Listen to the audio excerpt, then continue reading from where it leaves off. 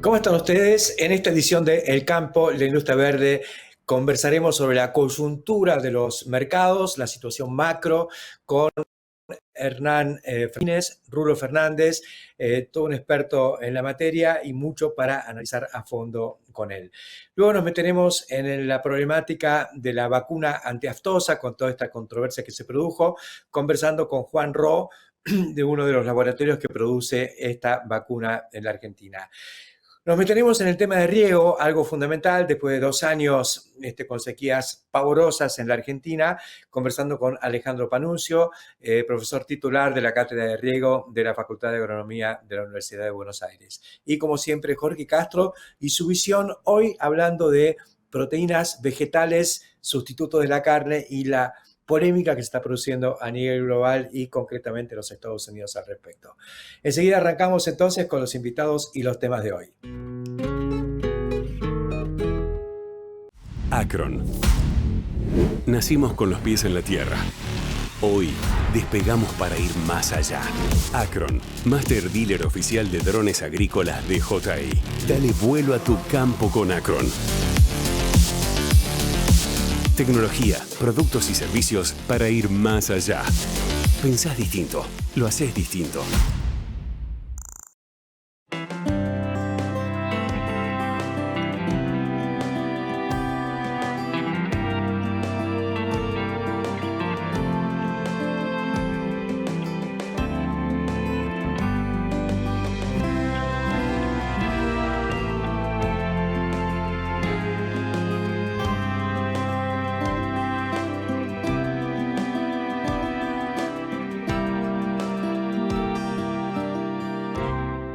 Aceitera General Dehesa. Acopiamos confianza. Tenés un agronegocio y querés expandirte. Tenés que cobrar, pagar e invertir. Tenés la app Galicia Office. Tenés que comprar maquinaria y hacienda. Tenés financiaciones pensadas para tu negocio. Tenés atención 24/7. Tenés Galicia.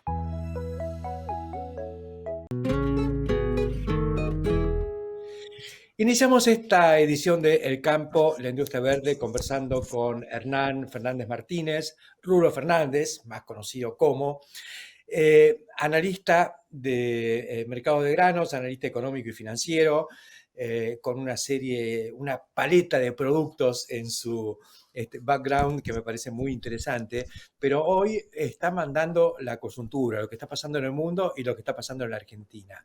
Entonces, Rulo, la primera pregunta es, ¿cómo ha impactado o pensás que puede impactar el desenlace de esta guerra que ha declarado Irán con su intento de torpedeo con misiles y drones a Israel? ¿Qué impacto has medido que tuvo en los mercados o que puede llegar a tener? Bien, buen día, buenas tardes a todos. Primera cuestión, la realidad es que como siempre digo, y hace 17 años que uno trabaja intensivamente en esto, nuestros precios, hablando en serio, dependen del contexto global y de ese dinero que entra y sale en el mercado de Chicago, invirtiendo en activos de riesgo como la soja, como el maíz, así como lo hacen con cobre, oro, cacao o acciones de Microsoft o de Tesla. Entonces, el entorno global a esa gente que hace el verdadero y gran volumen en el mercado de Chicago de operación, que aclaro por las dudas, en 2023 se operó 90 veces la producción americana de soja y 25 la de maíz. Eso es plata que entra y sale. Dicho esto, hace varias semanas ya que se estaba esperando algo parecido, en términos financieros por lo menos, con lo cual yo le llamo los dos indicadores de la incertidumbre, por no decir una guarangada, pero indicadores del miedo, históricamente y sigue estando hoy presente en 2024, que son el valor del dólar y el valor del oro. Cuando digo dólares en el mundo, olvidémonos un cachito del peso, ¿no?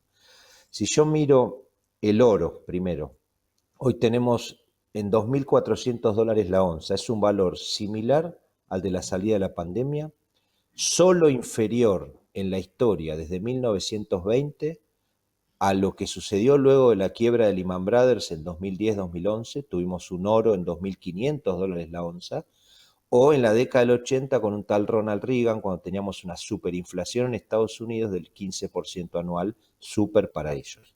Estamos en el tercer valor del oro de la historia.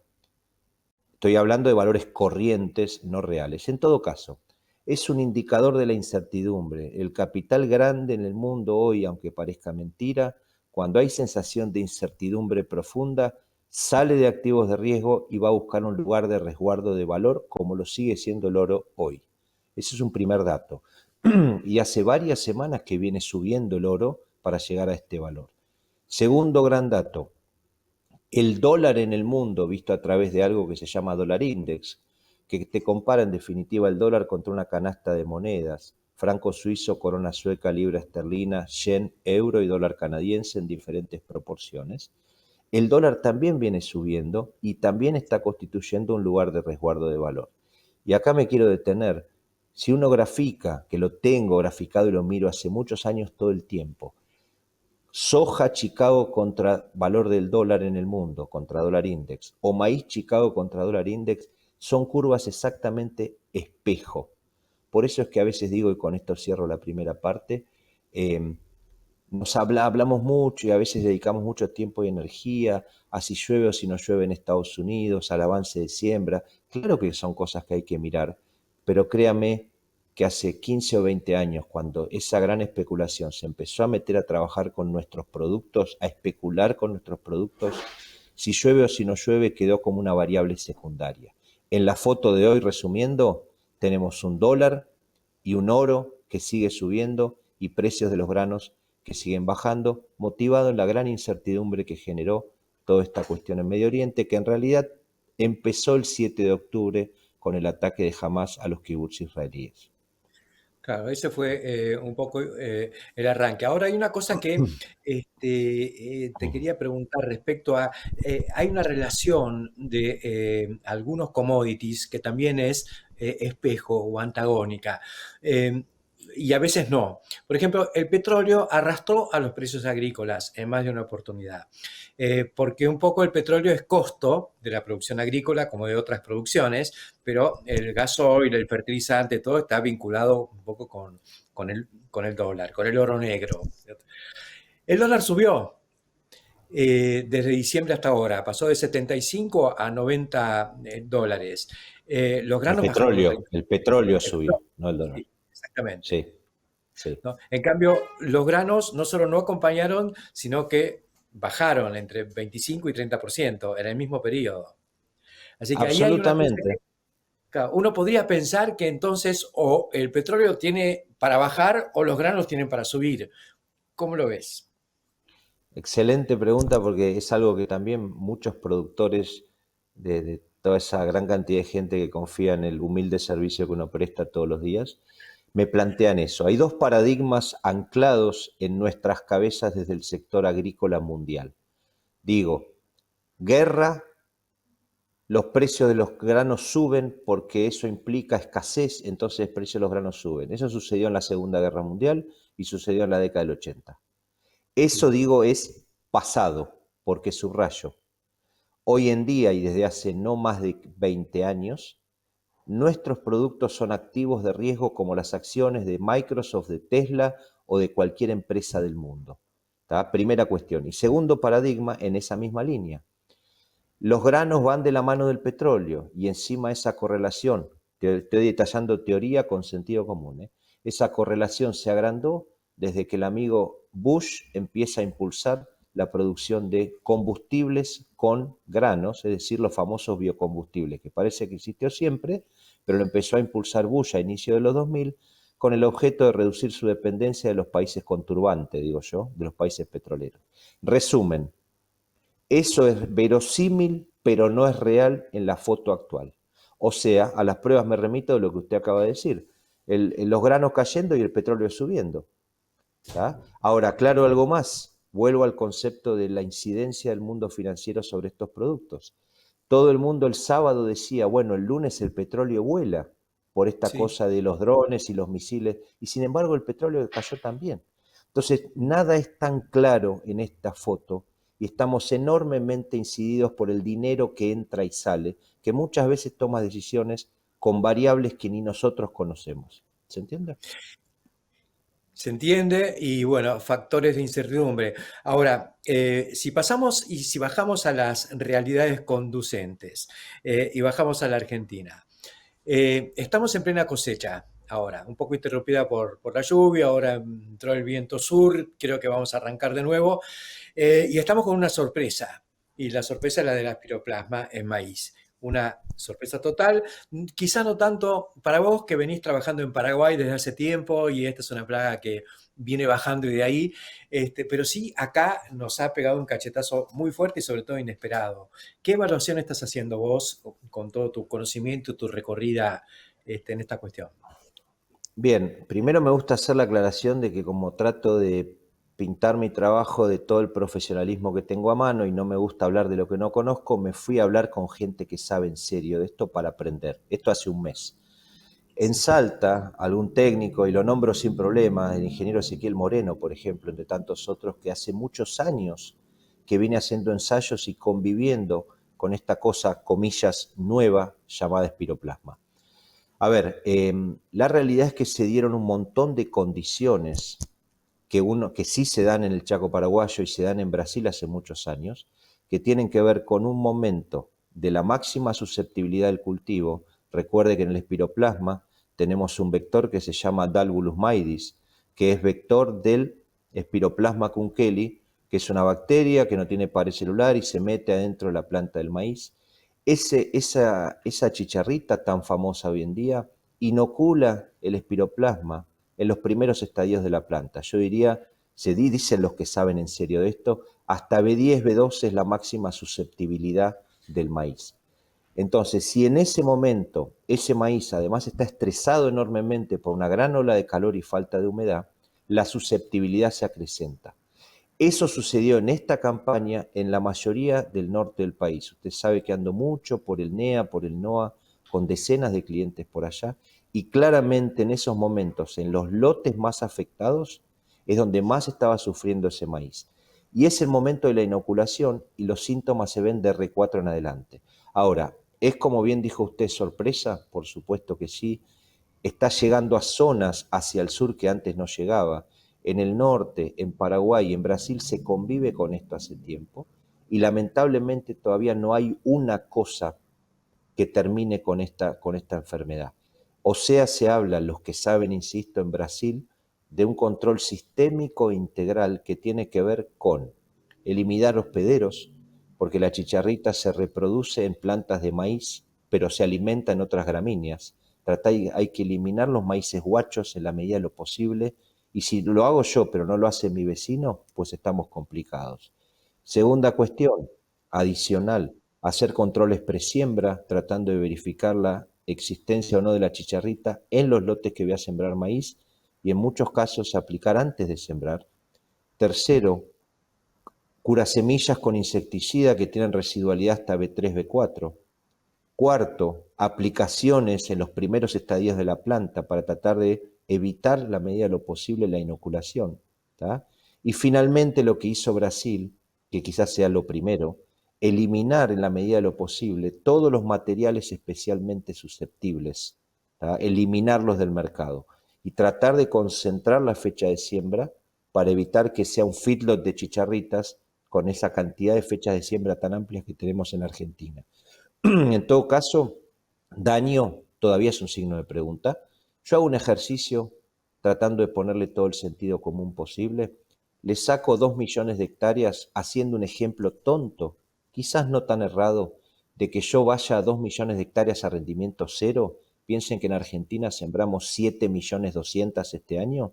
Ok, si me quedan 5.200 y le pongo 8.000 kilos de rinde promedio, estamos en el orden de 40, 41 millones de toneladas frente a 56 que se estimaban a inicios de esta campaña. Es un golpazo, quizás el año que viene nos olvidamos de esto porque no se dan las condiciones para la chicharrita. En todo caso, es algo con lo que vamos a tener que convivir de acá para adelante. Se puede convivir y de hecho Brasil, y una de las cuestiones que hace también a que los precios agrícolas no sean tan buenos es el cosechón que están teniendo en Brasil. Y vienen desde hace años con el maíz que dejó de ser safrinha, pero sí que es un maíz de segunda, pero que está permitiéndoles un crecimiento fenomenal. Y tienen la chicharrita, y en Paraguay también la tienen, y la tienen relativamente manejada. Así que me parece que es cuestión de salir del estado de shock, del estado de sorpresa, y ponerse a trabajar en estos 5 puntos que también planteaste metiéndote en tu otra faceta, que es la tecnológica. Un último comentario respecto a esto, si me permite. Estaría bueno, y trato de hacer un pequeño aportecito, un granito de arena, que desde el Estado Nacional, sin entrar en politiquería en la que no me meto, hubiera un planteo claro, bien expresado en los medios nacionales en lo posible, con 4 o 5 puntos para que la gente tome conciencia. ¿Por qué? Porque esto, o nos metemos todos a controlar esto, o no se controla. Si hago controles puntuales, un productor sí y otro no, pues no vamos a terminar con esta historia. ¿Tá? Me hace acordar a veces al plan del picudo del algodón en el norte del país. Algo que fuera explicitado claramente en los medios nacionales para que todos los productores tomen conciencia. Estaremos en eso, Rulo. Muchísimas gracias por acompañarnos aquí en el campo de Industria Verde con todo tu conocimiento y tu presencia en las zonas donde están sucediendo todas estas cuestiones. Y también con tu visión sobre lo que está pasando en el mundo y su impacto en los precios de los commodities agrícolas. Será hasta muy prontito. Gracias por estar acá. Un gran abrazo y siempre a las órdenes. Hasta luego. Nosotros enseguida volvemos aquí en el campo de la Industria Verde. Más de 300 millones de hectáreas tratadas en más de 14 países. Spraytec Fertilizantes. Tecnología líder, producida en la provincia de Santa Fe. Spraytec Fertilizantes. Una vez, siempre.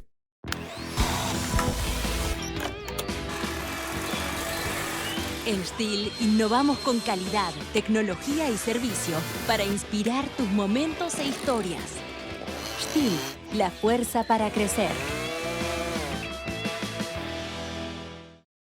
Auspicia Chomel, para su fertilizadora destinada a microgranulados y sembradora de pasturas línea Spin. Chomel. Una vez que arrancamos, no paramos. Imagina poder crecer sin límites. Y Pesa Silo. Si lo imaginamos, podemos.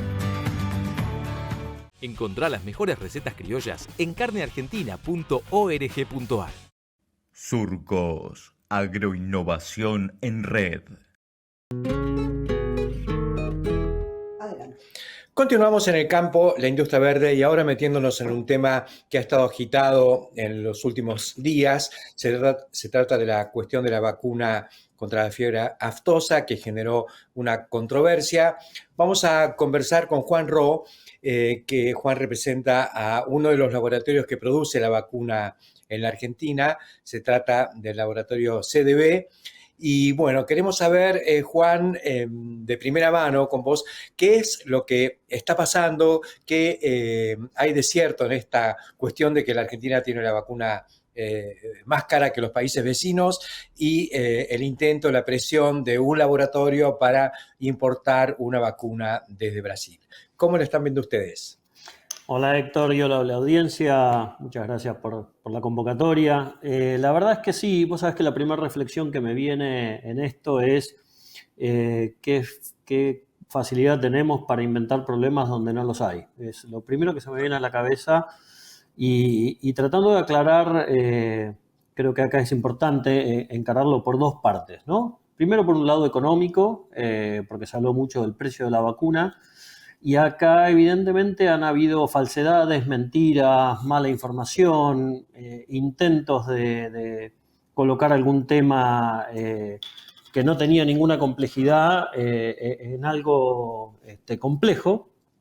Y si vamos primero al precio, la primera reflexión que me viene para entender lo que ha pasado en los últimos 3 o 4 meses en el país, y como hablaba con muchos productores también, digo, ¿cuál es el insumo o cuál es el producto que no ha subido de precio en los últimos meses, ¿no? La Argentina está haciendo un reacomodamiento de precios lógicos cuando se destraban un montón de regulaciones. Siempre pongo en estos casos el ejemplo, ¿no? Tomar un café en la estación de servicio cuesta el doble que tomarlo en París. Y eso tiene relación con esta secuencia que está llevando adelante el gobierno para tratar de normalizar las cosas. Yendo al punto de la aftosa, como ustedes saben, la comercializan los laboratorios a través de las fundaciones y los entes. Estos intermediarios, llamémosle, lo que buscan es garantizar la aplicación, la calidad, el seguimiento, la trazabilidad. Y generalmente se venden precampañas. Nosotros vendemos una campaña y después los entes hacen la aplicación cuando empieza la campaña. En el caso puntual para desterrar el tema precio, las vacunas fueron vendidas entre el mes de noviembre y diciembre a un precio de 550, 540, 530, depende el cliente, el laboratorio y el comercializador, y es lo que se está aplicando ahora. Y posterior a eso, lo que se hizo es un ajuste de precio para la reposición de la próxima campaña, que nosotros terminaremos cobrando en el mes de junio-julio, que llevó el precio a 1.400 pesos más o menos, en algunos casos 1.350, 1.420, 1.430. Y eso no es más que un ajuste por inflación. Directamente lo que hemos hecho es aplicar inflación, en nuestro caso por lo menos, y eso es lo que condicionó el nuevo precio.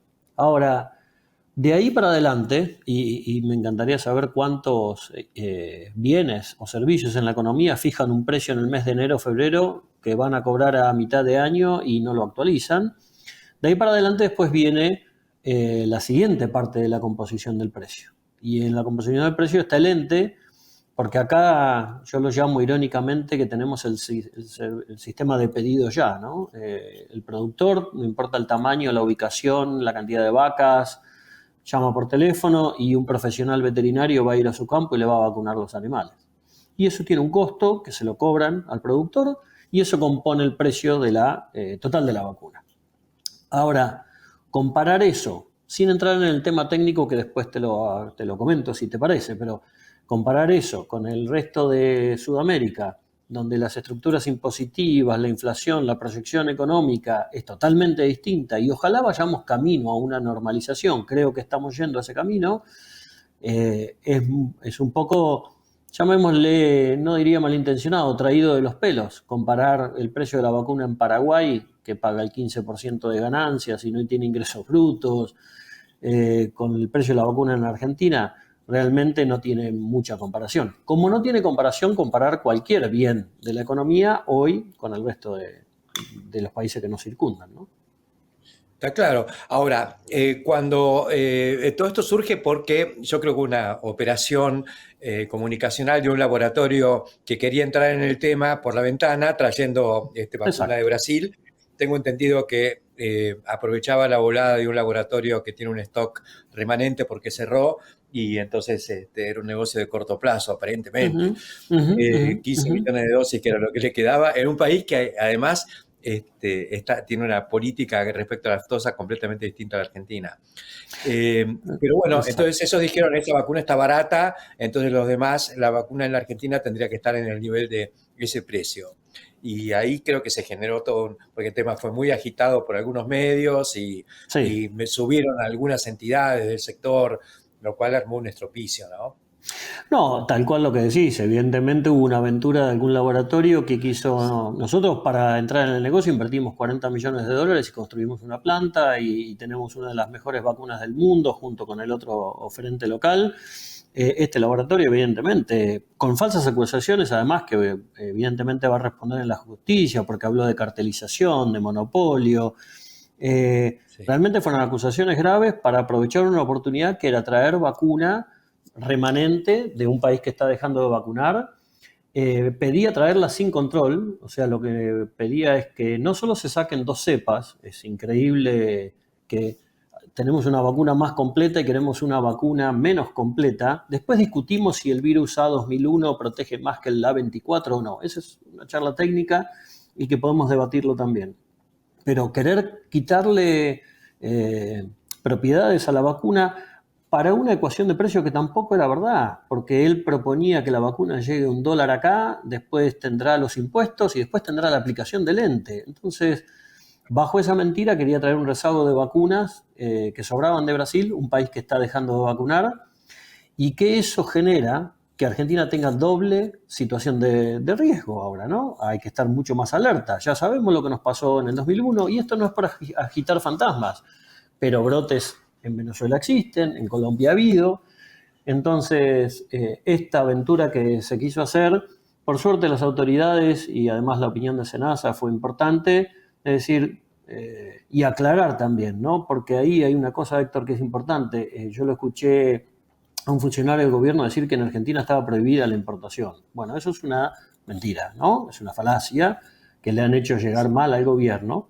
La vacuna se puede importar perfectamente, como cualquier laboratorio que producimos biológicos y vamos al mundo, hay que cumplir con normativas. Las normativas es registrar el producto y pasar los controles de eficacia, seguridad y demás, porque es un biológico, no estamos importando tornillos, obviamente, ¿no? Sí, seguro. No, yo creo que si alguien quiere hacer esto por las buenas, lo que tiene que hacer es el procedimiento que haría cualquiera que quiera importar un producto, porque hay toneladas de productos que ingresan a la Argentina o que quieren ingresar y que tienen que atravesar por un proceso que no siempre lo podemos acusar de burocrático, sino que es necesario. Aceptamos los entes que regulan la cuestión sanitaria. No es moco de pavo, es un tema mayor. Y respecto a esto, yo creo que uno de los problemas es que justamente, un poco lo mencionaste, empieza a agitarse la cuestión de dejar de vacunar, ¿no? Uh-huh. Y yo creo que, bueno, ya estuvimos ahí. Sí. Se hizo por razones políticas, se argumentó que no había actividad viral en la Argentina y bueno, quizá no la habría en aquel momento, pero sí había actividad viral en los países vecinos y nos entró la aftosa y nos hizo un desastre. Un desastre económico en lo local, en los rodeos y demás, pero además a nivel de imagen internacional, todo el camino recorrido se perdió y costó 20 años llegar al estatus actual. Pero tal cual, Héctor, además convengamos una cosa, porque acá lo que hay que llevarle es transparencia al productor para que tengan claro cómo es esta ecuación. Hoy tengamos en cuenta que este estatus sanitario que tanto consiguió recuperar, hay países que nos llevó 10, 12, 14 años recuperar, hoy tenemos una vacuna de calidad mundial que está disponible en Argentina que cuesta, pongámosle un promedio de 1.800, 2.000 pesos aplicada. Eso es un costo, es el 0,5, 0,3% del valor de la vaca. Queremos arriesgar, supongamos que nos demos el debate si hay circulación de virus, si dejamos de vacunar, si el A, si la tetravalente, trivalente, bivalente, demos todo ese debate. Yo no tengo ningún problema. Acá hay dos cosas fundamentales, Héctor. Nosotros como laboratorio en Argentina estamos preparados para competir con cualquier laboratorio del mundo. ¿Por qué? Porque los controles y el estatus de la vacuna argentina es el más alto a nivel mundial o de los más altos. Con lo cual, miedo a la competencia no lo tenemos. Ahora, tenemos un producto excepcional que el productor ya está acostumbrado a aplicarlo, que aprovecha el encierre para hacer otros manejos con la hacienda, aplicar otras vacunas o hacer otras desparasitaciones o demás, que se lo hacen a domicilio y que tiene un valor 0,2, 0,3, 0,4% del valor del animal. Correr un riesgo por no gastarse 3.000, 4.000 pesos en la doble vacunación anual, de que nos cierren un mercado o varios mercados, sinceramente yo creo que el productor no querría eso. Le han mentido mucho y obviamente estamos en una situación donde los costos aumentan de todas las cosas. Entonces, en la tendencia de que esto se normalice, que la economía se normalice, yo supongo que esto dejaría de ser un tema, ¿no? Yo creo que sí, ya está perdiendo un poquito de fuerza, felizmente, pero de todas maneras queríamos refrescar la situación y no dejar sin que tengan voz los que de alguna manera están metidos en esta batalla desde siempre. Ustedes están del lado correcto del mostrador y está bueno que no entre por la ventana lo que no puede entrar por la puerta. Gracias, Juan Roy, y nos vemos prontito. Muchas gracias, Héctor. Esto es llevar un mensaje claro. Los teléfonos nuestros siempre están abiertos y el productor y el veterinario y quien quiera saberlo, autoridades y entes que quieran saber estas cosas, solo tienen que consultarlo. Se puede importar vacuna, se puede registrar la vacuna en Argentina. Es un producto que cumple sus funciones y le da una tranquilidad al productor. Buenísimo. Nosotros continuamos aquí en el campo, la industria verde. Ya volvemos. Más de 300 millones de hectáreas tratadas en más de 14 países. Spraytec Fertilizantes. Tecnología líder, producida en la provincia de Santa Fe. Spraytec Fertilizantes. Una vez, siempre.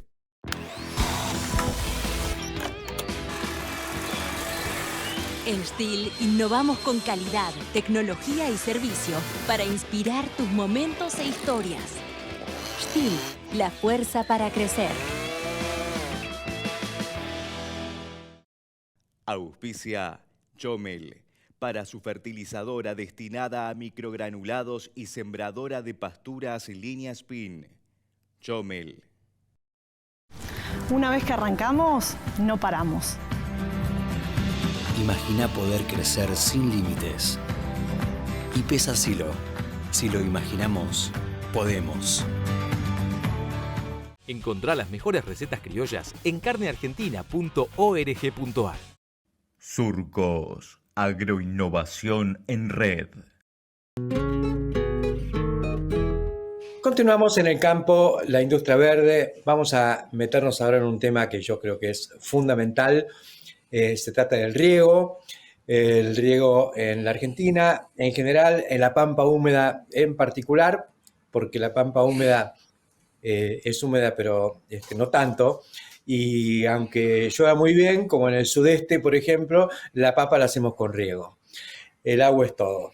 Vamos a conversar con Alejandro Panunzio, profesor titular de la Cátedra de Riego de la Facultad de Agronomía de la Universidad de Buenos Aires, todo un experto, el hombre indicado para ver dónde estamos parados y cuáles son las posibilidades de expandir el riego en la Argentina.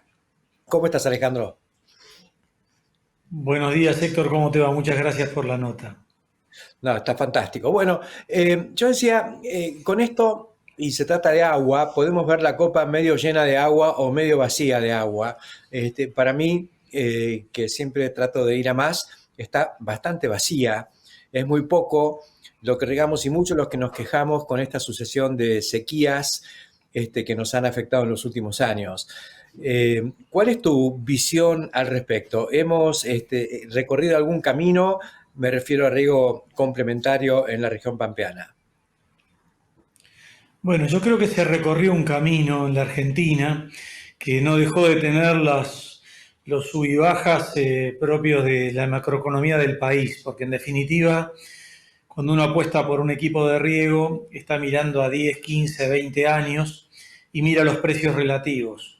Entonces, como periódicamente o en muchos periodos hay retenciones para los productos que uno vende, hay doble tipo de cambio para el producto que uno vende, y la tecnología a veces tiene impuestos a bienes de capital, tiene impuesto país, entonces la tecnología por ahí sale más cara que en otros países y los productos que vendemos para pagar esa tecnología valen menos.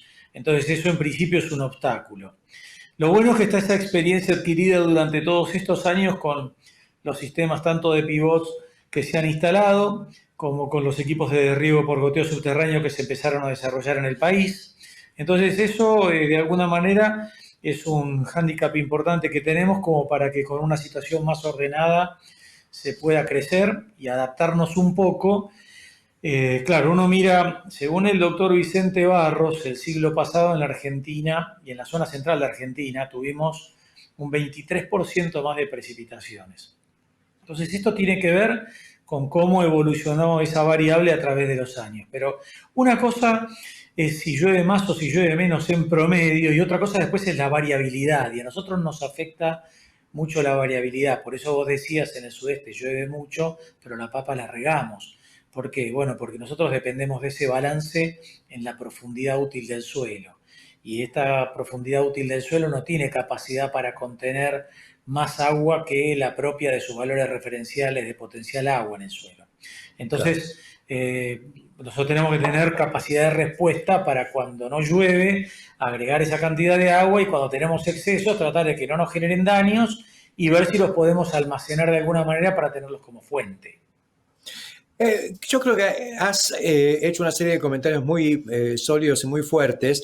El que tomo como que me parece fundamental es el que está relacionado con la relación insumo-producto. El riego es bien de capital, pero también hay relación entre el bien de capital y el precio del producto que se obtiene incorporando ese capital. Y si tenemos costos altos por el impuesto país u otros impuestos de importación, como pasa con los fertilizantes, como pasa con este tipo de inversiones, y tenemos un precio recortado por tipo de cambio diferencial y retenciones, evidentemente es muy difícil que la ecuación cierre, aun cuando por ahí tengamos en algunos momentos, entre comillas, un subsidio implícito al gasoil que también puede estar por debajo del precio internacional. A veces, no es el caso de este momento, pero todo eso hace que esté muy limitada la posibilidad y, bueno, salvo que sean esos años donde uno pierde todo, entonces acertó porque incorporó riego y no perdió todo, pero la ecuación es muy finita. Bueno, decíamos recién que a nosotros nos afecta mucho como ingenieros pensamos en la ley del mínimo de Liebig cada 2 minutos viendo cuál es el listón más corto de todo nuestro trabajo y tratar de ir resolviéndolo. Y ahí el riego es una herramienta fundamental. Pero ocurre que como ingenieros pensamos de esa manera, pero decía que cuando no teníamos canas, nosotros teníamos 90% de ingeniería y 10% de escritorio y administración. Y hoy tenemos 90% de administración e impuestos y 10% de ingeniería. Y eso no es porque no querramos trabajar de ingenieros, es porque, bueno, cuando uno mira toda la cuestión de, por ejemplo, de los productos que van por mercado interno y que tienen esa carga de en cada uno que va vendiendo ese producto de ingresos brutos, es como que tenemos una estructura impositiva que no es compatible con tener una buena productividad. Entonces, cuando uno piensa en hacer una inversión para ganar competitividad y la devolución del IVA es tardía, no se puede utilizar, no existe cuenta única tributaria para aprovechar esos créditos fiscales, los bienes de capital tienen derechos de importación, mencionamos recién el tema del impuesto país, todo eso frena de alguna manera el mayor desarrollo de la tecnología, además de la parte crediticia, que en tanto y en cuanto el Estado deje de tener que subsidiarse y financiarse con dinero que pide a los bancos y deje que ese dinero esté disponible para la inversión, ese tema se resolvería porque los bancos saldrían a buscar clientes y la verdad que vender equipos de riego financiados por el banco creo que es negocio para todos, ¿no? Así que bueno, ahí están un poco las restricciones y las oportunidades que tenemos y después hay algunas cuestiones técnicas a resolver por áreas como la calidad de agua, el tipo de suelo, pero eso técnicamente lo resolvemos. Y hablando de técnicamente y soluciones técnicas, mencionaste como sistemas de riego el pivote tradicional y la irrupción un poco más reciente del riego por goteo subterráneo. ¿Cómo estás viendo esto último, lo del riego por goteo subterráneo y su perspectiva en la Argentina? Hay grandes agrónomos que están trabajando con mucha expectativa en esto. Bueno, tuve la suerte de tener relación temprana con el doctor Freddy Lam de la Kansas State University cuando comenzó con esto hace ya 30 años y tuvo la gentileza de invitarme cuando festejó los 25 años de la tecnología en el estado de Kansas y hizo un encuentro muy lindo con profesionales pero también con usuarios y le preguntó a los usuarios ¿qué significa para usted el riego por goteo subterráneo? Uno de ellos de origen irlandés dijo, mire, yo tengo equipos de pivot central, pero los estoy cambiando por goteo subterráneo porque yo quiero dejar más agua para mis nietos. Por eso hago esto. ¿Y cuál es el secreto de ese riego por goteo subterráneo? Que no hay pérdidas de agua por evaporación. Entonces hay una parte del agua que en este sentido se conserva mejor. Por supuesto que como todas las tecnologías tiene sus pros y sus contras, sus limitaciones. Diría que el riego por goteo subterráneo es como que está a la medida de un suelo cordobés y de un pozo de 150 metros de profundidad con 150 metros cúbicos por hora de caudal. En esos suelos se puede poner tuberías de determinado espesor de pared a 1 metro de distancia y que ese sistema de riego sea compatible tanto para maíz como para trigo, porque cuando uno mira después el trigo ve como unas olas con un sector un poquito más alto y un poquito más bajo, pero al final del día son trigos de no menos de 7.000 kilos, hay productores que sacan 10.000 u 11.000 kilos. Entonces me estuve un día cuando alguien le preguntan, y dígame una cosa, usted cuando producía con secano en la zona suya, ¿cuánto sacaba? Y decía, no, en mi zona no se producía, porque si yo producía trigo me consumía toda el agua que yo tenía, o sea, es como que al tener el agua asegurado mi esquema productivo es otro, ya puedo armar toda la rotación sin estar mirando tanto eso. Así que la expectativa con el riego por goteo subterráneo, por supuesto que es muy importante, se adapta mejor a algunas situaciones que otras, y del mismo modo que el pivot se adapta mejor a algunas situaciones que otras, y yo creo que el riego superficial, que es el 85% de riego en el mundo, de las 340 millones de hectáreas en el mundo, 280 son con riego superficial. No hay que descartar todo lo que podamos hacer para tecnificar ese riego superficial y aprovechar el conocimiento de la tecnología y también las posibilidades de regar con un costo menor en algunos lugares donde hay toda una estructura ya instalada y que creo que se puede aumentar la eficiencia de esos sistemas también. No hay que descartarlo. No todos necesitamos lo mismo. Las plantas necesitan agua. El tema es cómo se las vamos a dar. Y hay diferentes modos de proveérsela. No hay una única respuesta.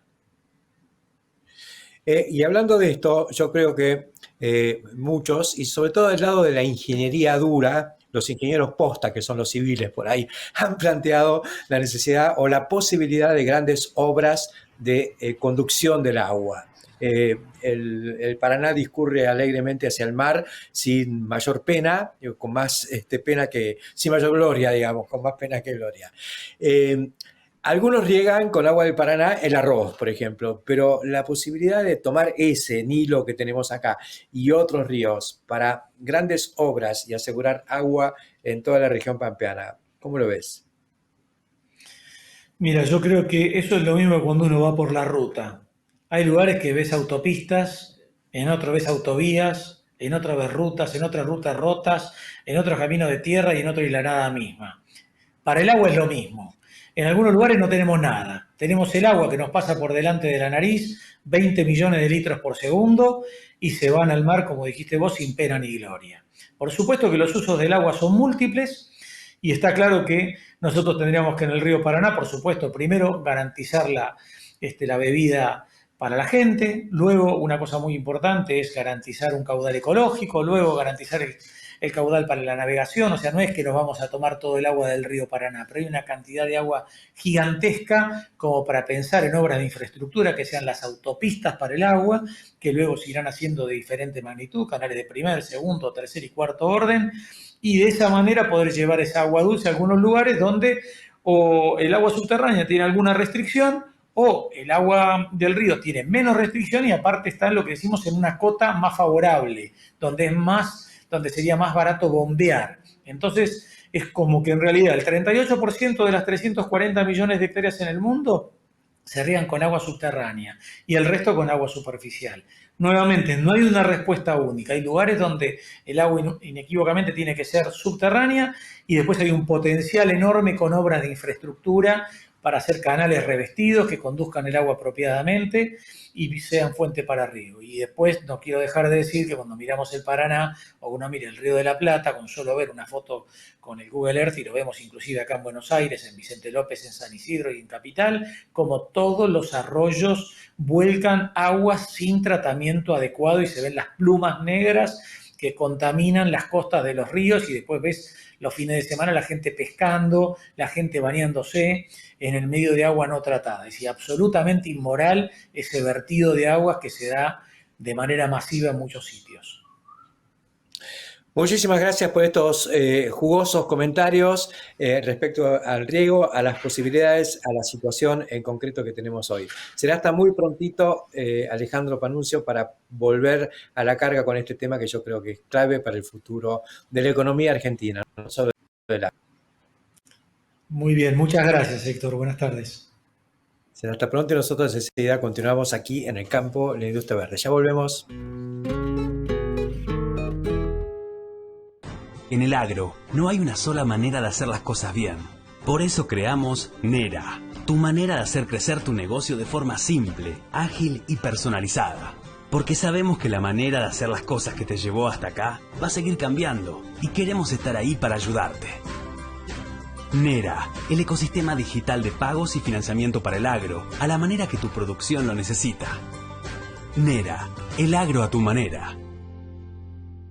Somos Cestari, somos pioneros y especialistas en tolvas autodescargables.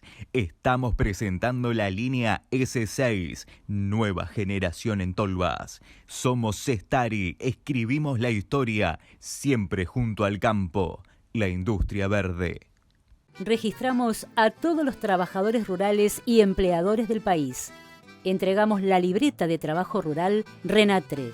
Somos el campo. Tolvas autodescargables Mainero. Eficiencia, agilidad en cada movimiento. Robustez con el equilibrio justo. Simple y versátil. El equipo de cosecha Mainero, el más completo del mercado. Superarse es posible.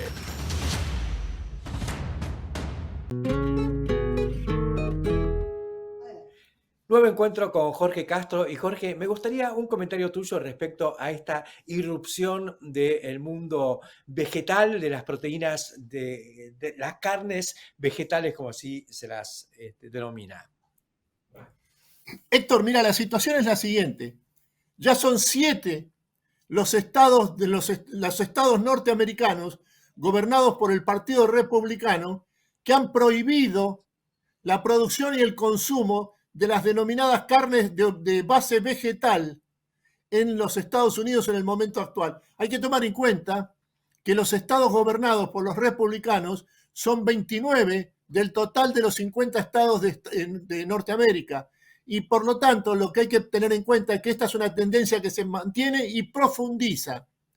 El principal estado que está atrás de esta defensa, o rechazo, mejor dicho, de la producción y consumo de las carnes de base vegetal es el estado de la Florida, que es el 4º estado en orden de importancia de la Unión y cuyo gobernador, Ron DeSantis, es una de las figuras fundamentales, es un hombre joven, es una de las figuras fundamentales del Partido Republicano que él enarbola fundamentalmente la denominada batalla cultural que tiene en lo que se refiere a la producción de alimentos uno de sus elementos más importantes.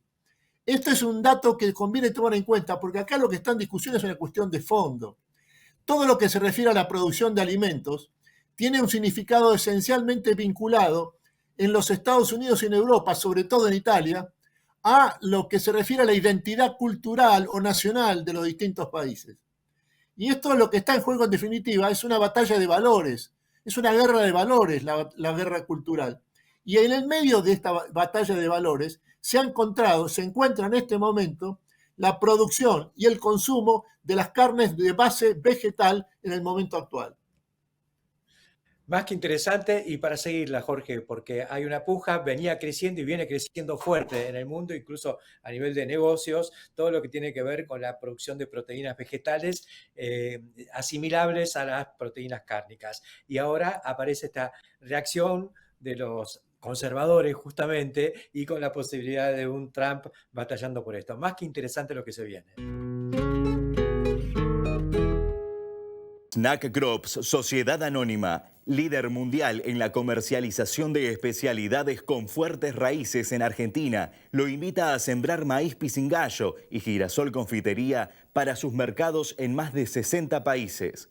Contáctenos al 011 5246 1901 vía mail a sergio.casas@snackcrops.com o bien visítenos en nuestra planta industrial ubicada en Pehuajó, provincia de Buenos Aires. Y ahora, el premio Agribusiness Review a la compañía del año. Y el ganador es ALZ Agro. Obtuvimos el primer premio a la agricultura sustentable en América Latina, un logro que sustenta todo lo que hacemos. Conoce más a alzagro.com.ar. ALZ Agro, en todos los campos. Alari, seguridad antirrayos. Anulamos la formación de rayos en feedlots, silos, plantas de biogás y toda producción de alta concentración.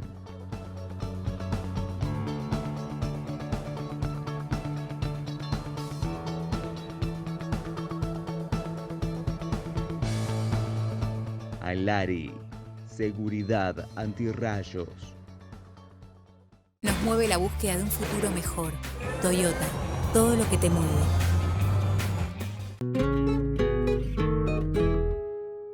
Reflexión final para esta edición del Campo, la Industria Verde. Tomo lo que recién planteaba Jorge Castro, más que interesante, esta reacción conservadora frente al avance de las proteínas vegetales convertidas en carne o elaborando moléculas asimilables a distintas proteínas animales. Yo hablaba de reacción conservadora, así lo planteábamos también con Jorge Castro. Acá no es cuestión de emitir juicios de valor, sino de plantear la polémica. Hay una reacción que se viene amasando desde los sectores, digamos, productores, por un lado, de proteínas animales que se ven agredidos por esta irrupción de las proteínas vegetales que quieren sustituirlos con ventajas económicas y ambientales que se esgrimen. Y que se comprueban en algunos casos y en otros no, pero la cosa está. Me parece que es más que interesante presentar este debate y sobre todo ver la posibilidad de la convivencia entre distintas fórmulas que tengan relación con las necesidades y los gustos y los deseos en libertad de la gente, de la sociedad global. El que quiera comer carne tendrá que afrontar la demanda ética de algunos sectores extremos que no quieren comer cosas que se matan. Y desde el otro lado, los productores de distintas proteínas animales que no quieren que se llame carne a lo que tiene un origen que no venga de algún animal, algún bovino, ovino, porcino o lo que sea. Tema para seguirla y analizándolo desprejuiciadamente y con datos y emitiendo los conceptos con base científica. ¿Cuánto contamina? ¿Cuánto hay de ético? ¿Cuánto hay de antiguo? ¿Cuánto hay de animal en el sentido amplio? ¿Y cuánto hay de modernidad? Hasta la semana que viene.